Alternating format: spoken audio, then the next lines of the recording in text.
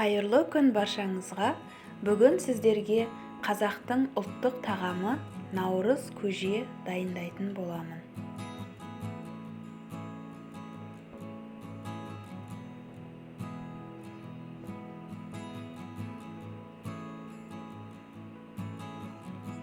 Қазанға суымызды құйып, оған етімізді саламыз.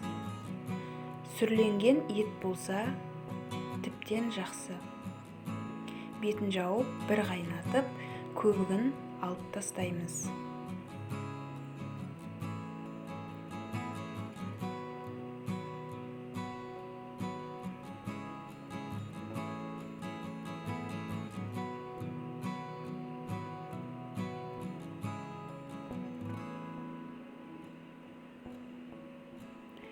Бір уыс тұз салып, қақпағын жауып, 2-3 сағат етімізді қайнатып пісіреміз. Етіміз пісті, енді оны сүзіп аламыз.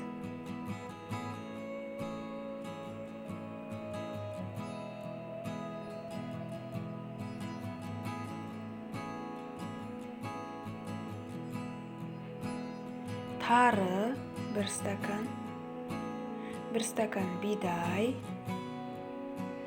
күріш, құрт, жүгері консервідегі, ас бұршағы консервідегі, қатық қолдан жасағам өзім, және де айран. Бірінші бидайымызды ыстық суға салып, бір жуып аламыз. Сосын оны еттің сорпасына салып, жарты сағат қайнатамыз. Оған дейін құртымызға сорпа құйып, құртымызды езіп дайындаймыз. Енді жарты сағат өткеннен кейін күрішімізді жуып саламыз. Одан соң тарымызды жуып саламыз. Енді мұны тағы да бір жарты сағат қайнатамыз. Піскеннен кейін отты сөндіріп, піскен етімізді турап, оны саламыз. Және де жүгерімізді,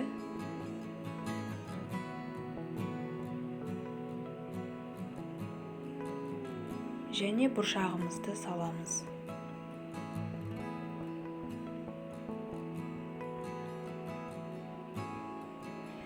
Үстінен езілген құртымызды салып, жақсылап араластырамыз.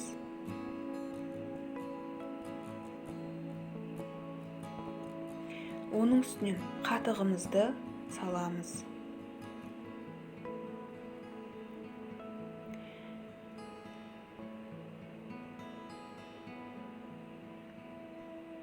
Және де айранымызды құямыз. Тұзын байқап көресіздер. Егер де тұзы жетіспей тұрса, өздеріңіз шамамен тағы да тұз қосасыздар. Мен тағы да тұз салдым, және де үстінен қайнаған су құйдым. Менде осындай бір қазан көже шықты. Дәмі өте керемет.